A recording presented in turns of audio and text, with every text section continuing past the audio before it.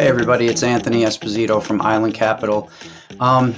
Just wanted to reach out. The markets have been obviously out of control. There's been a ton of volatility to the downside. The VIX is spiking at recent highs, multi-year highs. The S&P down, peak to trough now. We were down about 21% in the futures coming into the cash session.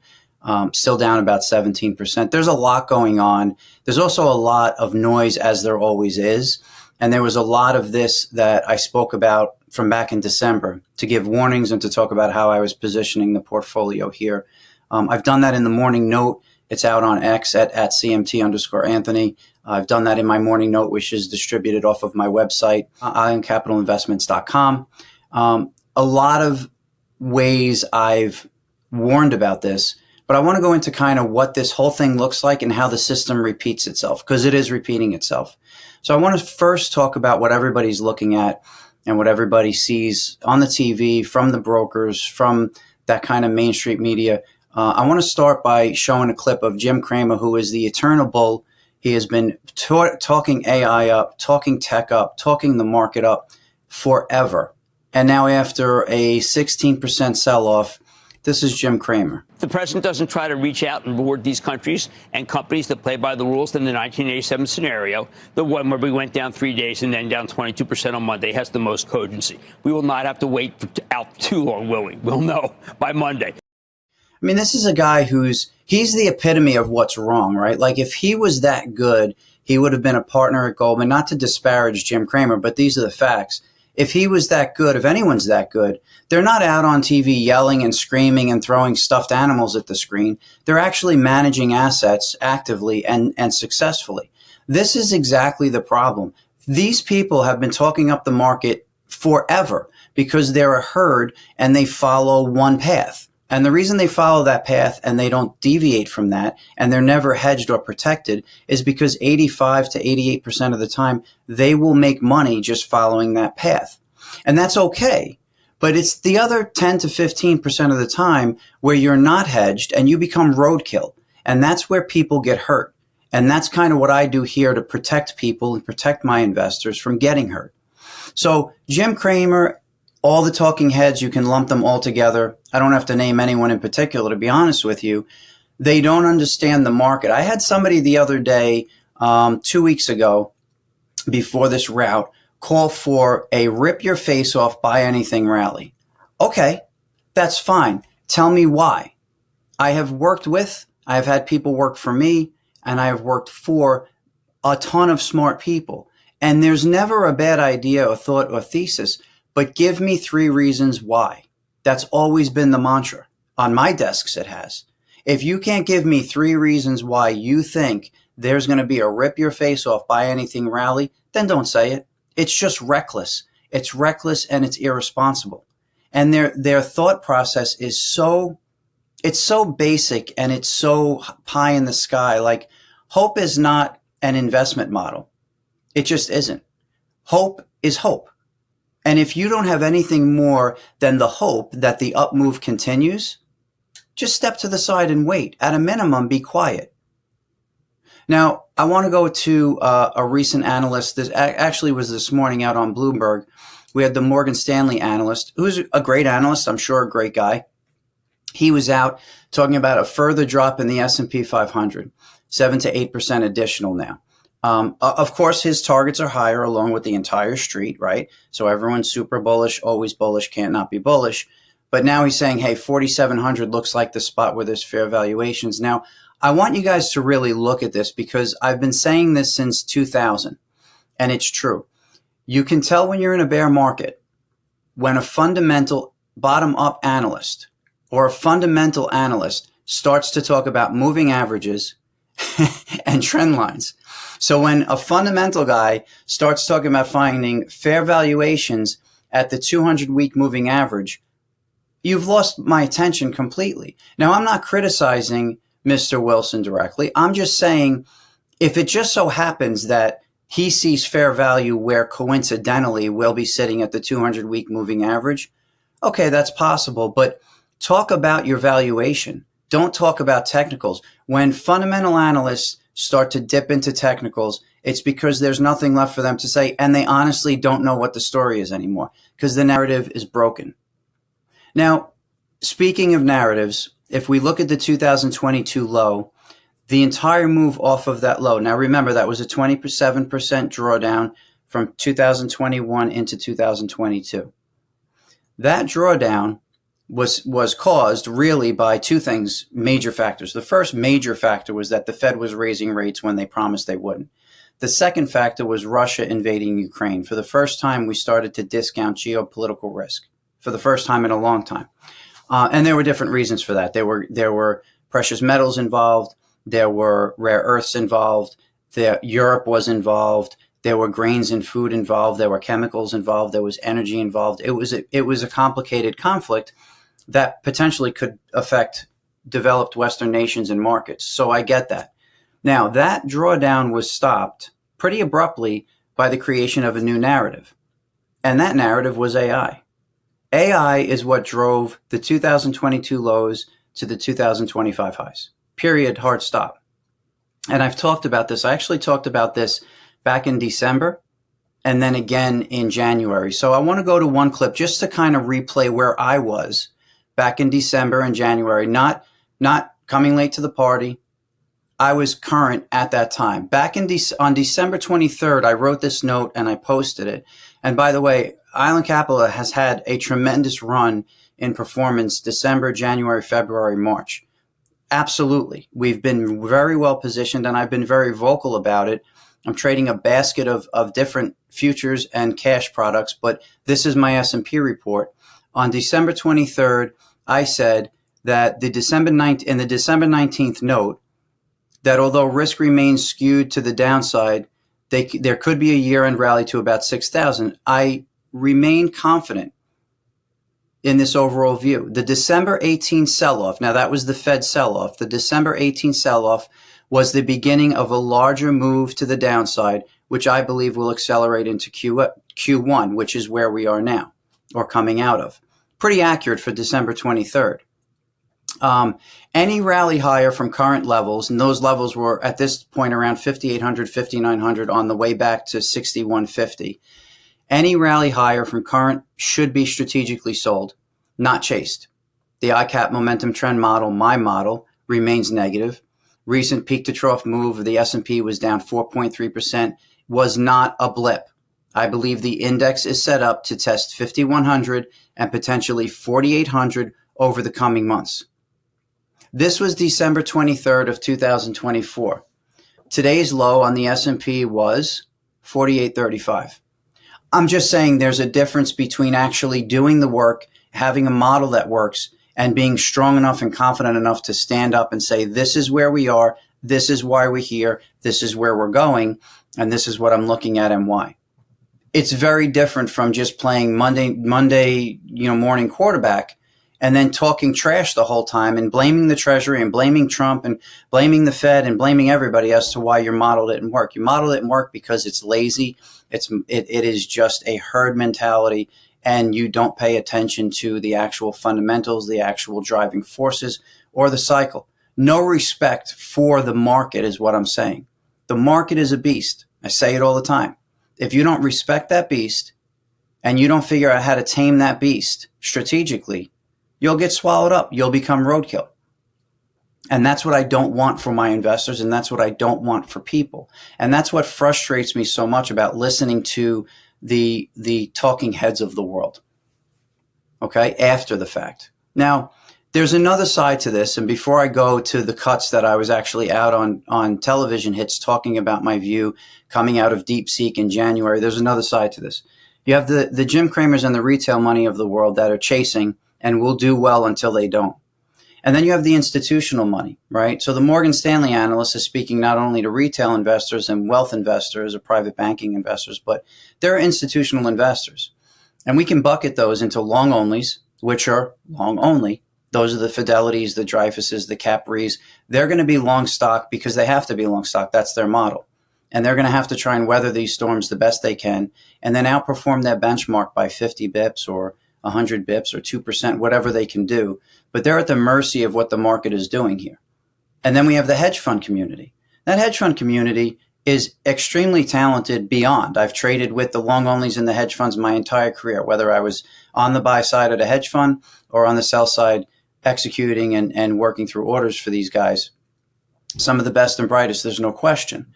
But the hedge fund community has really evolved into a basket of few kind of mega cap multi-strat funds, which is great because they perform extremely well. They have the best and the brightest, as I said, on Wall Street, and they're very well diversified. Those portfolios function like fine-tuned machines.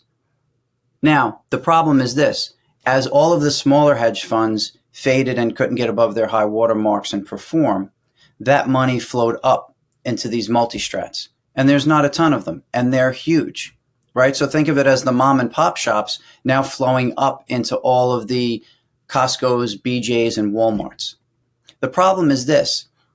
All of the multi-strats, although they may realize the trades differently, in my opinion, are trading the same thesis across the board. Whether it's a pod at Millennium or a pod at Balyasny or a pod at 0.72 or a combination of whatever multi-strat you want to pick. These guys are super smart. They're super tuned in, but they're looking at the same data. They're looking at the same market. So they're in the same trade. They've realized it, meaning they've bought or sold different assets in different ratios, whatever the case may be, to realize that trade and profit from it. But at the end of the day, when the trade goes south, the exit door is the same. And that's what we're seeing. So you see this exacerbated move out. These gap downs have been tremendous. Yes, the tariff conversation is scary. Yes, the market was broken to begin with, over-levered, overextended. We'll see that. I spoke about that in December and January. We're going to see that now. But just remember, there are very large strategic funds with tens of billions, hundreds of billions of dollars, all headed for the exits at the same time. The thing that I'm doing here is I'm not that cumbersome. I am strategic. I am rule-based. I am model-driven, and I've been trading for 30 years. These markets aren't new to me. My model does work. I can be ahead of these moves and see them sometimes months ahead of time. So I happened to be on Trace Gallagher one night back in December, right off of the Deepseek. Actually, it was January, right off of the Deepseek dip that we took. I just want to go to those comments and just show you guys kind of where my head was at there, and then a second show with Stinchfield. Anthony Esposito, to you now, because we talked a lot today about this Deepseek from China. The announcement was a bombshell. Fortune wrote the following headline: Mark Andreessen warns Chinese chat GPT rival Deepseek is AI's Sputnik moment. It's a big statement. Does it make the chip makers, does it make them less relevant, Anthony? I don't think it makes them less relevant, but it does take into question the valuations and how our markets have moved based on AI solely for basically the last 2 years. And I think it was a well-timed informational bomb that China threw in today to see how we reacted. And we reacted by losing $1 trillion in worth for this country and for our market. So chip makers still relevant, but there's a competitive world stage. And the last thing that the CCP wants to see is President Trump leading here. Again, the markets were way too focused in AI breadth. This wasn't something nobody was talking about, but nobody was really saying it out loud and putting their capital that I know of the way I was to work on the short side and strategically being ready because of the topping pattern that I saw. At that time, and still probably, although it's unwinding, I say overvalued and overlevered. So real quickly, the Shiller PE, the inflation-adjusted, cyclically adjusted PE, was at 44 heading into the tech bubble in 2000. We're at 39. We're at 39 when that show was recorded, and I was well aware of it. Nobody was talking about that. I was looking at my model, which I run on the daily, the weekly, and the monthly timeline and period. The daily will move. That's a trade signal. But what I started noticing in my work is that the weekly and the monthly were breaking down. So we had an overvalued market. We had my model breaking down on all periods, daily, weekly, monthly. We had breadth very narrow. The Mag 7 was really accounting for 60%, I believe, of the earnings growth expected in the S&P. 40 or 45% of the daily moves in the S&P were the Mag 7. You live by the sword, you die by the sword. And that's kind of where we were headed. And then you talk about leverage. all-time highs in interest being paid to prime brokers by institutional clients, meaning they would continue to borrow, continue to take margin and lever up, right? They were continuing to take loans from their prime brokers, leveraging up in order to buy more stock, all-time cash lows on hand, all-time high exposure to S&P 500 E-mini contracts, which are massively levered. There were a lot of reasons to think anecdotally that this thing was about to fade or was really getting hot. And then when you couple that with my model from my seat, I started to realize, hey, we're topping. And this was December into January. I was also on Stinchfield, lucky enough to speak with him coming out of Deepseek as well. I want to run that clip because this is a little bit longer, but I really do get into it with him about what my thoughts were on the market at that time. This is January 27th. They've also hit us in a way, if I may say, they understand what our market looks like, and I think a lot of our own participants don't. From 2022 through today, we've had a market that's run on AI and this AI hope and story and narrative. And there is something to it, but we've literally concentrated all of our hopes in AI and tech related, call it the Mag 7. We are way extended. So to put a little pop, a little hole in the balloon that we've inflated is not the hardest thing to do in the world, as they prove today. It shows you how fragile our markets really are. I mean, and the crowd mentality of this. I can tell you that there may be some truth to this Deepseek. They may be doing some things fairly well, but I guarantee you from every single thing that China has ever did, they are exaggerating. Wherever they are, I guarantee you they're exaggerating on this. So my question then becomes, does America smarten up and realize that China may be exaggerating and we may be in an arms race for AI with China? Do these market rebound? Does NVIDIA come back? Does Broadcom come back anytime soon? Look, I personally believe that we are, and I write about it every morning in my newsletter, and I manage the fund this way. I actually had a very good day today, unfortunately for the U.S. markets, but we saw this happening heading into the end of last week based on my technical indicators. The markets are going to act irrationally, and yes, it's a herd mentality. So will they rebound? They may. We may go back to all-time highs. I really don't know. What I can tell you is that on the longer timelines, the intermediate and the long term right now, I am very bearish. We've had a nice bounce off of the recent lows. We're up 6% from a week and a half ago. And we may bounce back from this as well. But I do think the markets are inflated. I do think it's an easy target is essentially what I'm saying for this type of information warfare. It's an easy target. It's an inflated market. And the lack of conviction at all-time highs. The lack of conviction and volatility at all-time highs is concerning. And again, it's an easy target. So I talked about a lot there, but really, the lack of conviction and the volatility that we saw between 6,050 and 6,150 was very concerning.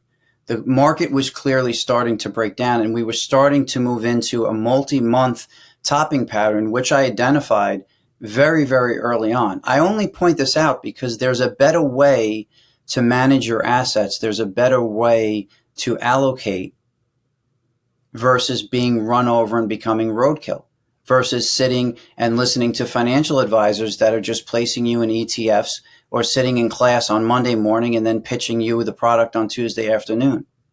There's a better way to do this. I've been sitting in this seat trading in some capacity for 30 years. I have built a model that works. I am showing you guys, after seeing the route that we've gone through, that months ago I was ahead of this. I was short. And you can go through my morning reports. My mantra was, I am short the S&P. I am shorting rallies, not chasing. I am getting long volatility. I also called a gold trade in late December coming off of the 2,600 level, which we can get to another time. But the point is I'm wrong sometimes. I'm not always right. But I will say that with the rule-based model I have, the experience I have, and just watching me speak through and work through what we've just seen from months ago, it's compelling. And it should be. I'm not the only one that can do this, but I am doing it. And I'm happy to do it for my investors. The last thing I want to go to is the current chart. So we talked about where we were, kind of what's wrong with the system. And now I just want to go through quickly where we are, where I think we're going. The first thing I'll say is we opened up today, I think, down 2.5%. We had a decent rally, really took back a chunk of it. We were in the future space, just to be a little more specific, call it 48.30 in the overnight, double bottom there. We're at 51.26 now. So a big move higher. We should expect that. All right, bear markets have bear market rallies. They call them bear market rallies for a reason. In the 2007 to 2009 bear, we had a total drawdown of almost 60%. I believe we had 5 bear market rallies within that 60% of anywhere from 5 to 30% upside. Think about that. The last rally of the 2007-2009 bear was a 30% rally, only to reverse and drop 40 somewhat percent to get to that ultimate low of down 57% peak to trough. So we look at a monthly chart here of the S&P 500 cash, and we look at a simple Fibonacci retracement. And this is not my model. My model goes much deeper than this into momentum and trend, the motor model. I know it's ingenious. But this is the Fibonacci retracement for the March 20 low, the COVID low, all the way through the recent highs. From where we are right now, I would essentially mark 4,800 as being tested. We were within handles of that today. This was printed out prior to that move. So let's say 4,800 has been tested. Actually, I caught that in here. 4,800 tested here. That was my next level down. That was the December 21, Jan 22 high. Okay. Now what I'm doing is we're going to 4,200. 4,200 is the next level that we will see. Again, after a potential rally, we could potentially see a 10% or 15% rally here. But I do believe before this cycle is done, because it's not only about tariffs, there's a lot going on. I'm trying to keep this kind of short, so I won't go into all of the policy and procedures and externals, but there's a lot going on here. 4,200. 4,200 is the 50% retracement for the entire move, COVID low, March 20 low, up to the recent high. And then what we're looking at is 3,700. I believe we will test 3,700 on this move. That is a little bit shy of a 61.8% retracement, again, for that COVID low to 2025 high. It puts us in a really interesting place. It also puts us in the right in that fat part of the chart where we're kind of running into different moving averages. It looks like we've gotten a good drawdown. We're down about 40% at that point. It's a nice spot to say that's a good fat target for the bottom of this move. And I've been saying forever 5,000 would get tested at a minimum. I'm saying here that 4,800, 4,200 down to 3,700 are the spots. So listen, this is not about bashing anyone. As frustrated as I am in listening to the Monday morning quarterbacks who are on TV and making multi-millions of dollars there, or multi-millions of dollars selling research, or whatever the case may be. Everybody's doing their best, and I get that. All I'm saying is that markets like this are markets where I thrive. Markets like this can be very profitable. You don't need to be roadkill. These markets do not need to be scary. I come in, markets moving up, my models are geared up positive. I'm making money. Yes, it's a challenge. Yes, you have to be strategic. Yes, the market is a beast. Absolutely. But when I come in and my model's shifting negative, I have zero problem being short. I have zero problem getting long VIX or front month VIX or vol, whatever you want to say. I have zero problem trading crude and trading gold long and short. You have to have a system that works. You have to have the experience and the ability to use that system, develop, and use that system to be profitable in all markets. I'm happy to say that I am here, and I just want to let you guys know. There have been managers out there that have been ahead of this. I happen to be one of them, and I'm grateful that I am. Expect more. Expect more from your manager. Don't be afraid of these markets. This is all opportunity. You just have to take advantage of it.